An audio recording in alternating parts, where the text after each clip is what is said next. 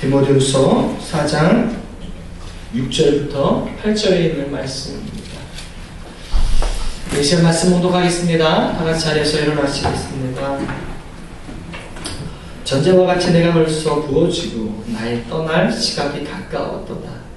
나는 선한 싸움을 싸우고 나의 달려갈 길을 마치고 믿음을 지켰으니 이제 후로는 나를 위하여 의의 면류관이 예비되었으므로 주곧 의로우신 재판장이 그날에 내게 주실 것이며 내게만 아니라 주의 나타나심을 사모하는 모든 자에게도니라. 아멘. 자리에 앉으시겠습니다.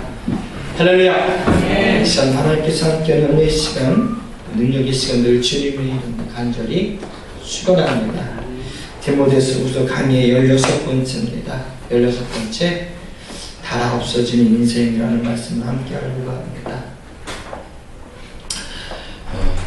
저는 때로는요, 내가 정말 최선을 다하고 있나 라고 가끔 저를 볼 때가 있습니다. 물론 자기 하니까 난 정말 최선을 다하고 있어 라고 할 때도 솔직히 많습니다. 근데 가끔 일반 서적을 읽으면서 나는 최선을 다하는 게 아닐지 몰라 라고 할 때가 있습니다. 가끔 종교서적만 읽는 게 아니라 일반 서적도 좀 많이 읽으려고 합니다. 기회가 되면 역사서적이나 또는 동기부여에 관한 그런 책들, 또는 소설도 있습니다. 그래서 이제 이것저것 닥치는 대로 막 잡식성처럼 이렇게 책을 읽는데 읽다 보면 건져지는 게 많거든요. 최근에 우리 집사람과 제가 아주 뿌듯해진 게 있었는데 뭐냐면 중고서적을 샀습니다. 중고서적을 한 번에 90권을 샀습니다. 90권. 꽤 괜찮은 책들을 누가 한 무득을 내놨더라고요. 한 번에. 그것도 값싼 가격에. 이때다 싶어서 당장 전화해서 그거 다 넘기시죠. 해가지고 제가 있는 책들은 다 빼고서 없는 책들을 다 추려보고 또 웬만한 또 이제 괜찮은 책들도 추려봅니다. 한 90권 정도. 그 사람이 책이 참 많은 사람이더라고요. 책을 많이 읽는 사람인 것 같아요. 한 300권 정도 내놨더라고요. 책을요. 어디 이사 가는지, 이 나라에 끌려고 하는 건지 등 책을 정리하더라고요. 그래서 사서 읽는데 참 그냥 보기만 해도 뿌듯해요. 아직 몇 권 읽지 못했습니다. 일주일도 채 안 됐기 때문에 몇 권 읽지 않았는데 그래도 보기만 해도 뿌듯합니다. 그 중에 이제 먼저 읽었던 책이 여러분도 아시는데 마시멜로 이야기라는 책을 쓴 사람이 마시멜로 이야기 두 번째, 또 이제 그 다음에 쓴 게 이제 피라니아 이야기라는 그런 책으로 아마 읽으신 분들도 있지 않을까 싶은데 꽤 유명한 책이었는데요. 호아케메라는 사람이, 포사다라는 사람이 이 사람이 쓴 책입니다. 이 사람은 동기부여 강사입니다. 아주 유명한 동기부여 강사입니다. 원래는 이 사람이 전적으로 되면 원래는 동기부여 강사가 아니었습니다. 이 사람은 원래 전 지금 뭐였냐면 운전사였습니다. 운전사. 어떤 운전사냐면 대학 교수의 운전사였어요. 이 대학 교수의 운전사가 비서겸 운전사였습니다. 이 대학 교수가 어떤 교수냐면 대학 하버드에서 아주 유명한 교수면서 동기부여에 대해서 자기 개발에 대해서 아주 탁월한 강사로 미국에서 유명한, 우리 여러분 잘 모르지만 전 세계적으로 유명한가 봐요.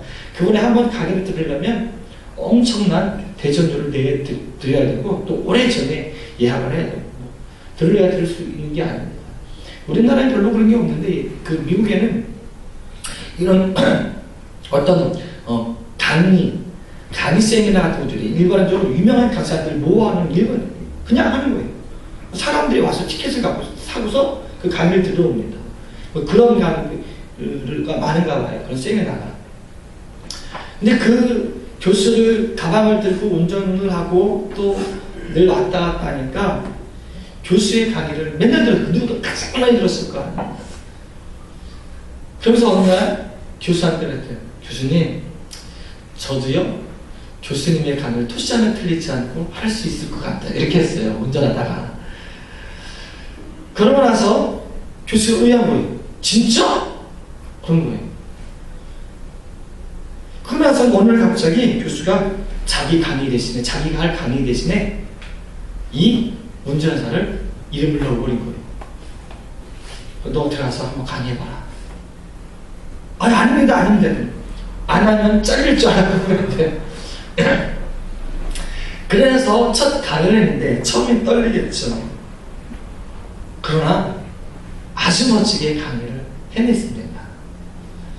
그러고 나서는 그 이명세로 인해서 이제는 한층 한층 이제 넓혀지고 또 이제 페덱스라는 여러분 유명한 회사 알죠? 그 회사의 전문 강사로 처음에 발탁되면 더 유명세를 갖게 되고 이러면서 이제 세계적으로 유명한 동기부여 강사가 되었는데요. 이 사람의 책을 읽으면서도 느끼는 게 뭐냐면 참 이게 일반 사람이고 세상 사람이거든요. 예수 안 믿거든요. 그 아버지는 예수 믿고 부모님 예수 믿는 사람인데 자기는 아니거든요. 잘 아니거든요. 근데도 불구하고 세상 사람들이 강의하는 모습들 보면 그 강의 내용이 참 열정적이더라고요. 그걸 보면서 야 진짜 세상 사람들 뜨거운 열정 가운데 살아가는구나. 그나마도 뜨겁게 살아가는데 거기에 더 동기부여를 받으려고 하니 대단한 거다라는 거죠. 얼마나 더 열정을 내려고 할까라는 거예요. 어떤 대학생이 자기 앞에다 문 앞에 자기 그 공부한 그 도서관이나 그런 앞에다가 이것을 속도보다 중요한 건 방향이다 이렇게 썼어요. 이게 아주 중요한 말인데 그냥 일반 학생들도 아니지 아니면 이 친구가 교회 다니면서 이걸 붙여놔서 속도보다 중요한 건 방향이다 했더니 이과 학생이 거기다 붙여놨어요. 뭐라고 하냐면 속도는 속력 플러스 방향의 값입니다. 그렇게 속도가 아니라 정확하게 속력보다 중요한 건 방향인데 이렇게 해야 된다고 하는 건데 속도라는 말 자체가 저도 몰랐는데 사실 그거 저 문과거든요. 문과에서 그런 거 안 가르쳐 주거든요. 속도나 속력이 다 똑같은 그냥 빠르긴지 알았거든요. 근데 아니라 속도라는 자체가 속력에다가 방향의 값을 함께 붙였을 때 그걸 계산한 값이 속도라는 겁니다. 다 몰랐죠. 다 문과 출신이야. 이과 다녔는데 헛다녔어. 그러면서 다들 이야기하는 게 뭐냐면 속도도 중요하지만 방향도 중요하다는 걸 이 사람들도 알아요. 인정하십니까? 중요한 겁니다. 아주 중요한 겁니다. 근데 제가 여러 책을 읽으면서 그들이 말하는 방향이 보니까 이들은 방향이 아니라 방법이더라고요. 그나마 열정이나 기분을 보여요. 더 열정나게 해요. 그럼 어떻게 하냐? 이들이 이야기하는 방향이 아니라 보니까 방법이더라고요. 그 피라니아 이야기 가운데 뭐냐면 열정만 갖고 있으면 안 된다는 거예요. 그 열정이 제대로 발산되려면 여러분 안에 있는 여러분이 그 열정을 잡아먹는 피라니아를 없애야 한다는 거예요. 그 나쁜 부정적인 생각들, 목적이 없는 것들, 뭐 여러 가지 7가지를 이야기하는데 다시 말하면 그들의 목적은 대부분 다 똑같아요. 성공이에요. 성공. 그것이 부를 축적하는 거죠. 유명세가 돼. 성공이야. 하나님 다 일관돼. 성공이란 말이에요. 성공하고자 한다면 그냥 열심이 아니라 좋은 방법, 될 수 있는 방법 이런 것들이 그 방법을 만들어가기 위해 이런저런 것들이 필요하다라고 하는 다시 말하면 방법론이라고 하는 거예요. 진정한 방향을 드는 게 아니에요. 근데 여러분 그리스도인들까지 중요한 건 정말 중요한 건 뭐냐면 진짜 방향을 들어야 돼요. 할렐루야. 여러분이 예수를 정말 믿는다면 예수를 믿는 그 순간 방향이 바뀌는 거예요.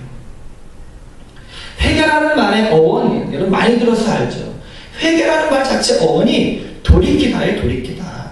죄 가운데 사망하고 가던 길을 회개한다라고 해서 방향을 돌이켜서 하나님께로 가는 거예요. 믿습니까? 그러니까 방향이 다른 거예요. 죽어라 달렸는데 죽어라 열정적으로 했는데 그것이 방향이 잘못되면 안 된다는 거예요. 여러분 열심히 합시다. 근데 그냥 열심히 아니라 방향을 잘 정합시다. 믿습니까? 우리의 방향은 오로지 주님입니다. 주님 말고 다른 것이 되서는 안 됩니다.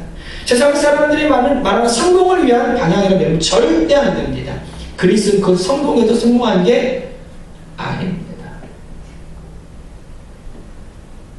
그렇게 여러분 우리 가운데 방향 잘 정했으면 죽어라 달려야 되는데 방향 잘 정했으면이라는 거예요. 여러분 삶 가운데 방향 잘 정했습니까? 바울이 방향이 바뀌었습니다. 바울이 그전에 아까 얘기했지만 가말리엘은 아주 뛰어난 학자의 문화생으로 그의 명석함이란 뛰어났습니다. 그래서 사회 지도력 또한 차세대 리더로 각광받았습니다. 바울이요. 그래서 최연소의 나이로 아까도 얘기했던 그 낮의 말씀 가운데 얘기했던 베드로와 이 제자를 둘러싼 사내들은 공의예요, 공의.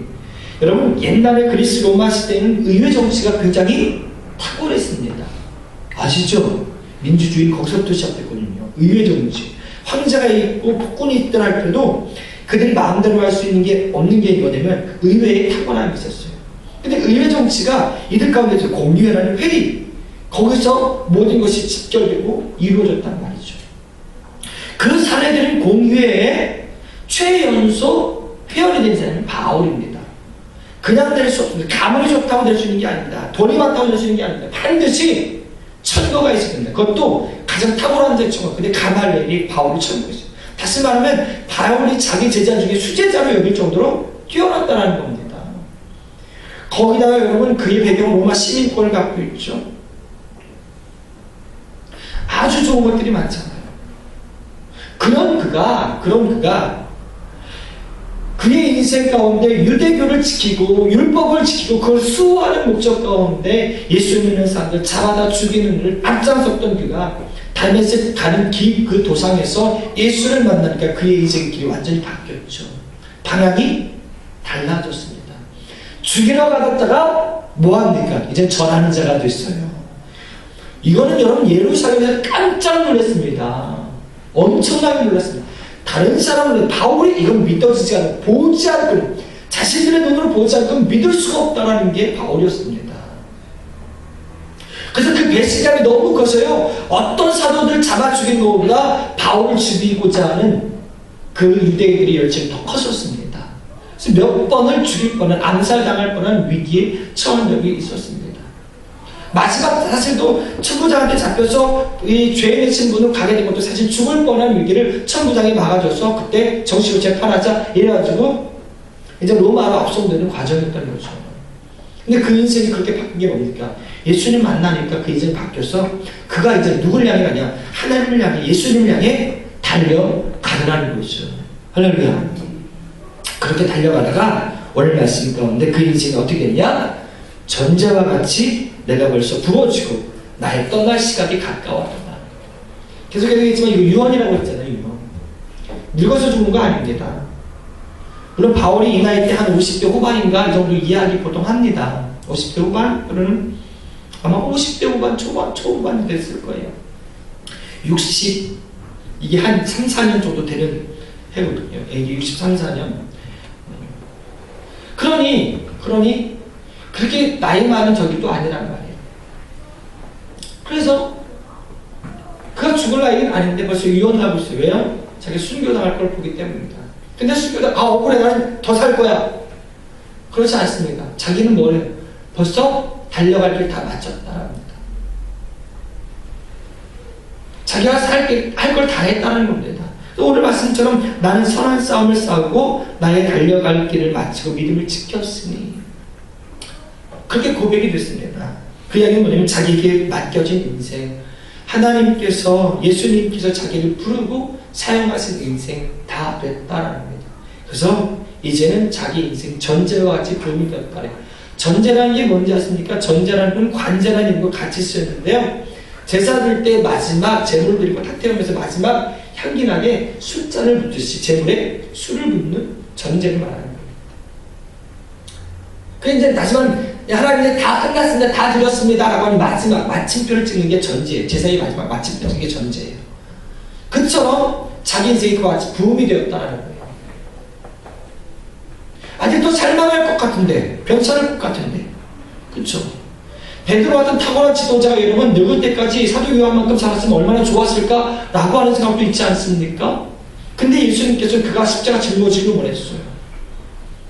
속에서 도망 나오는 베드로에게 반대로 갔습니다. 주여 어디로 가시나이까? 라고 했더니 네가 버린 십자가 다시 지러 가노라. 그 모습 보고 베드로가 십자가 지러 가잖아요. 베드로 나오는데 충분한 명분이 있어요. 왜? 교회를 지켜야 되잖아요. 교회 지도자잖아요.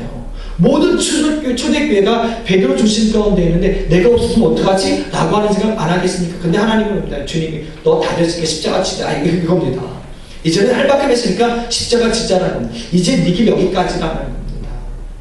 여러분 이런 것을 보면서 우리는 깨달을 게 뭐냐면 여러분 모든 사람이 인생 가운데 늙어서 죽는 건 아니라는 겁니다. 물론 그랬으면 좋겠죠. 좋은 거 많이 보고 누릴 거 많이 누리고 예쁜 손주들 재롱도 보고 하면 좋죠. 저도 좋겠습니다. 그러나 그건 내 생각이고 하나님이 원하는 것, 하나님이 쓰시면 된다는 겁니다. 근데 인생이라는 것이요, 어떤 인생인지 여러분 하여튼 다 쓰거나 못 쓰거나 하는 것 둘 중에 하나거든요. 여러분도 물건들 있죠. 여러분가 갖고 있는 것 중에. 근데 쓰지 못하여 버려지거나 다 써서 못 쓰거나 하여튼 이거 있잖아요. 그렇죠? 다 써서 없든지 아니면 못 써서 못 쓰게 됐든지 아니 사용할 수 없어서 못 쓰게 됐든지 라는 거죠. 그럼 자동차를 탑니다. 자동차는 언제까지 계속 탈 수 있는 건 아니잖아요. 때가 되면 폐차를 하잖아요. 근데 여러분 매해마다 5만 킬로씩 타가지고 10년을 탄 차가 있고요. 그래서 폐차시킨 해마다 5만 킬로씩 타가지고 5년만 탔답시다. 그럼 25만 탔나요? 뭐 요즘 그 정도 좀 탄 건데 그래서 폐차시킨 차가 있다 합시다. 이 차 5년밖에 안 탔습니다. 25만 킬로 탔습니다. 근데 매해 5천 킬로씩 밖에 안 타서 10년을 탔어요. 어느 게 많이 사용한 겁니까? 계산하니까 힘들어요. 5만 킬로씩 5년 타기 훨씬 더 많이 사용한 겁니다. 우리 교회 차도요, 보험이 이런 보험입니다. 워낙 안 타니까요. 제가 이제 제 차를 타고서 움직이니까 교회 차는 보험료가 킬로수에 따라서 보험료가 이렇게 있잖아요. 나는 또 많이 깎아준 줄 알았어. 되게 많이 깎아준 줄 알았어. 근데 그렇지도 않더라고요. 5만원인가 5만원치 안 되는 거 깎아주더라고요. 그래서 그 깎아주는 값을 다음 보험료 이렇게 혜택을 주더라고요. 많이 안 탔어요. 근데 지난번 어떻게 타다 보니까 수리할 게 나오더라고요. 얘 웃기대. 타지도 않았는데 그냥 한번 타는데 핸들이 고속주행에다가 흔들리더라고요. 이게 저기가 나가는 거예요. 저게 나가는 게 아니라 이제 갑자기 타라고 생각해요. 제동장치 뭐예요? 제동장치 잡는 거 남자들 그건 안 해? 패드 안에 있는 거 아니 드럼 라이닝은 소모품이라 하는데 드럼이 휘어졌더라고요. 그래서 이제 고속주행 중에 여러분이 그 차를 운전하다가 고속주행하다가 브레이크 잡는데 핸들이 떨린다 그러면 드럼이 틀어진 거예요. 그럼 드럼이 틀어지면 하는 방법은 두 가지 중에 하나, 교체하든지 세지 않으면 깎아내면 돼요. 한 번 더 깎아서 정확하게 깎아내면 다시 드럼 역할을 할 수 있어요. 드럼이 닳도록 라이닝이 달았는데도 불구하고 드럼이 그 라이닝이 다 달아서 드럼 깎아먹게 되면 드럼 통째로 갈아야 돼. 그래서 라이닝은 수시로 체크하고 갈아줘야 되거든요. 여러분 여자분들 죄송해요. 운전을 하시는데 앞으로 직진과 후진은 하는데 잘 보시지 못하는데 그런 일들이 많이 일어나요. 근데 이 드럼이 상했더라고. 드럼이 난 타지도 않았는데 얼마 되지도 않았는데 그 20만 원이 넘는 돈을 수리했어요. 그 억울하더라고요. 여러분 쓰지도 않았는데 돈만 들어가면 억울하지 않겠습니까? 하나님이 여러분한테 그럴 것 같아요. 너는 한 일도 없으면 뭐 이렇게 달리는 게 많냐? 여러분 바울 보세요. 하나님께서 바울을 늦게 불렀습니다. 그렇죠? 일찍이 부르는 게 아닙니다. 늦게 불렀습니다. 근데요, 그 늦게 부름받은 바울요 불같이 살았어요. 진짜 불같이 살았어요. 하나님 보실 때 아까웠을까요? 안 아까웠을까요?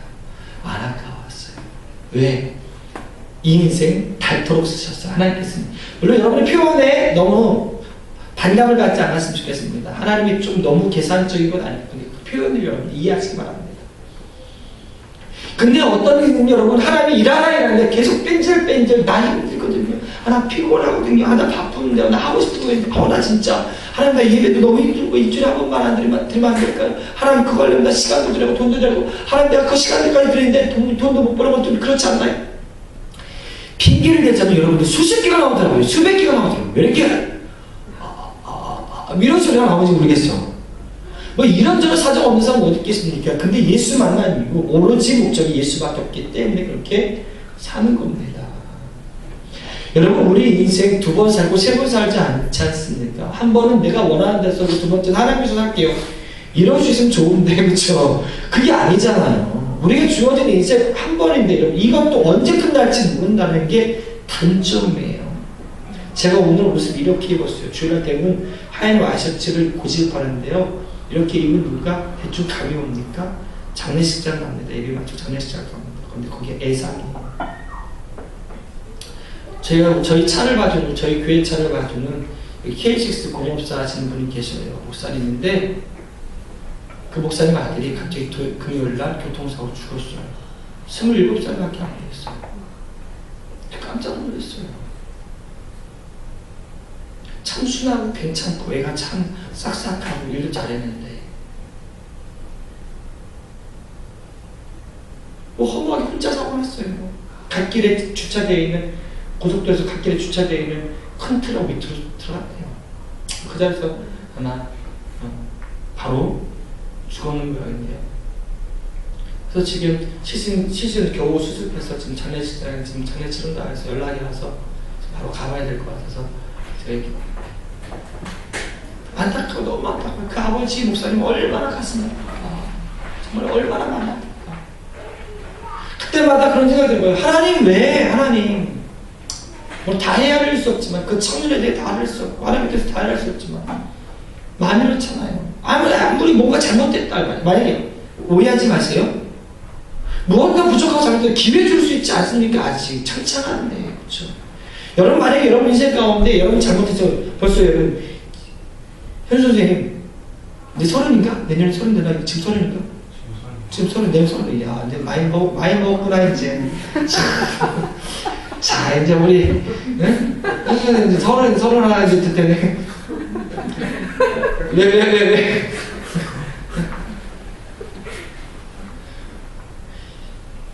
고등학교 때 봤거든요.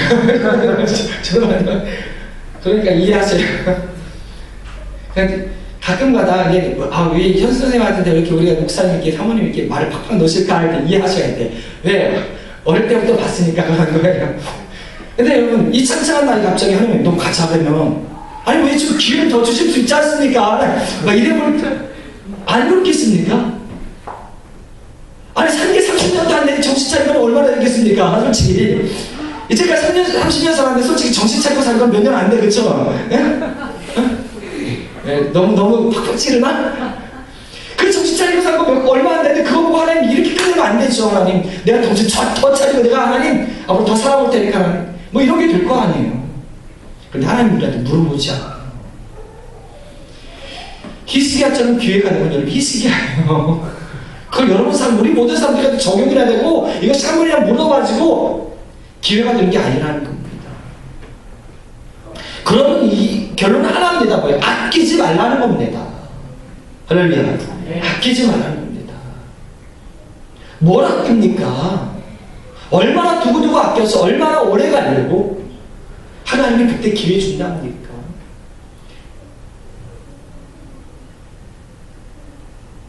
여러분, 어차피 못 써지는 인생입니다.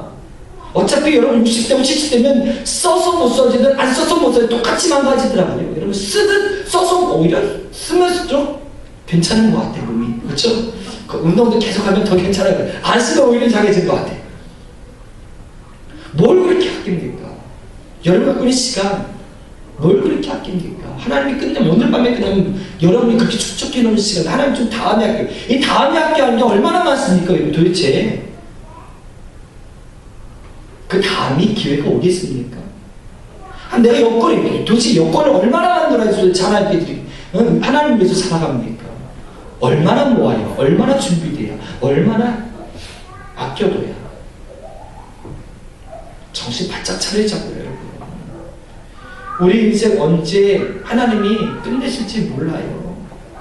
적어도 여러분 바울처럼 준비됐으면 좋겠습니다. 하나님 나 다 부어졌습니다. 나 드릴 게 없어요. 이제 더 드리면 하나님이 하라고 할 게 없고요. 드릴 게 없고요. 내 몸이 움직이지도 않네요. 목소리 이제 안 나오네요.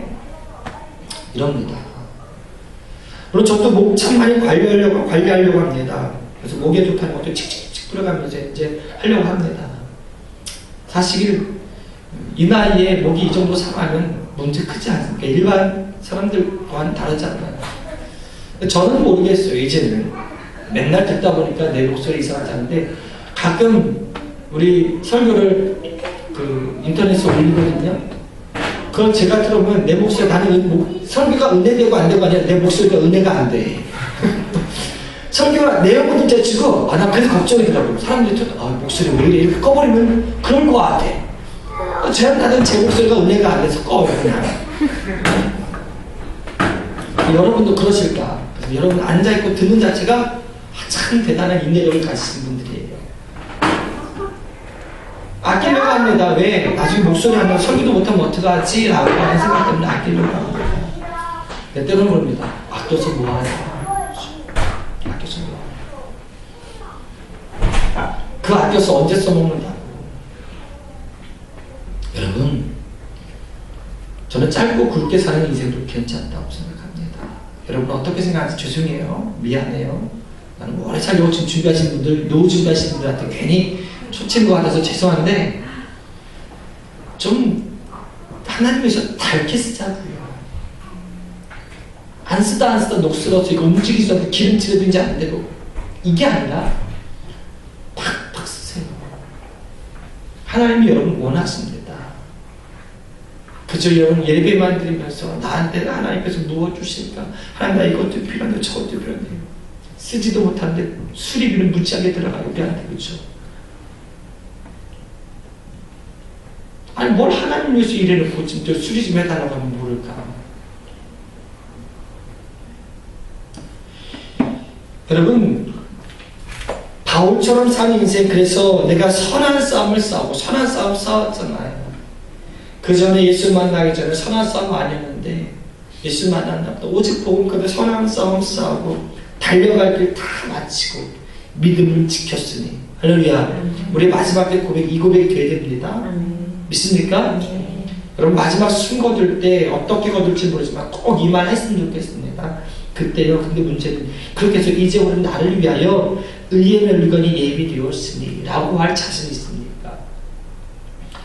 후회 없자고요. 주님 만날 때 후회 없자고요. 응? 근데 대부분의 사람들이 주님 만날 때 어떻게든 간에 우리는 만날 텐데 안 만나겠습니까? 안 만나면 그거 큰일입니다. 안 만난다는 게 무엇을 의미하는지 아시죠? 그럼 지옥 가는 사람들 예수님 만나고서 미안하다 잘 가라 이렇게 안 할 거라는 거죠. 그렇죠? 안 만난다는 거는 끝입니다. 만나야 됩니다. 반드시 만나야 됩니다. 그 주님 만날 때 고개는 듭시다. 할렐루야. 고개도 못 드는 인생 되지 말자고요. 의의 멸류관이 예비되었으니 여기까지 제가 바라지도 않을게요. 고개는 안 듭시다. 고개는. 물론 우리 집사람이 그러더라고요. 천국 가는데 다들 고개는 들지 않을까라는 그런 비슷한 말 하더라고요. 누구나 다 그 좋은 곳을 가는 건데. 네, 여러분 기억하세요. 하나님 나라 여러분 이 땅에서 얼마만큼 주를 위해 살았는지에 따라서 멸류관이 다르다는 걸 기억하시기 바랍니다. 물론 개털모자는 없을 거예요. 목사님들 예화 가운데 누구는 의의 멸류관, 영광의 멸류관 뭐 이런 거 쓰는데 누구는 개털모자 써서 되겠냐 이런 예화를 해서 진짜 개털모자가 있는 줄 아시는데 털이면 개털보다 더 좀 털이 있겠죠. 왜 개털이겠습니까? 그러나 여러분 고개를 못 들면 안 되잖아요. 고개 듭시다. 믿습니까? 네. 죽기 살고 살았으면 좋겠습니다. 그래서 예수님께서 우리 그랬잖아요. 주를 위하여 목숨을 버리고자 하는 자는 살 것이. 할렐루야. 주를 위해서 목숨을 버리고자 합시다. 그래서 하루 내일 또 주어지면 감사하면 또 내일 죽어라 삽시다. 죽겠다라는 말은 주님 앞에나 붙이는 거예요. 힘들어 죽겠다. 아우 피곤해 죽겠다. 이럴 때 쓰는 게 아니라 주를 위해 살 때 죽겠다라고 하는 삶을 사는 거예요. 죽을 똥 사시면 정말 주님 보실 때 바울처럼 산 인생도요. 주님 만날 때 고개는 드는 인생 될 것 같습니다. 할렐루야. 오늘도 그렇게 사는 주의 백성들을 축원합니다. 기도하겠습니다. 거룩하시고 내려오신 하나님 감사합니다. 우리 주님 만날 겁니다. 반드시 주님 만날 겁니다. 주님 만날 때 의로우신 재판장 되신 우리 주님께서 그날에 우리에게도 주실 것이 있기를 원합니다. 바울에게 의의 멸류관을 예비되어 주신 것처럼 하나님, 바울은 고백했습니다.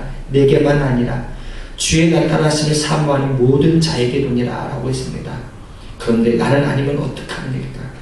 하나님, 바울처럼 살아야 되지 않겠습니까?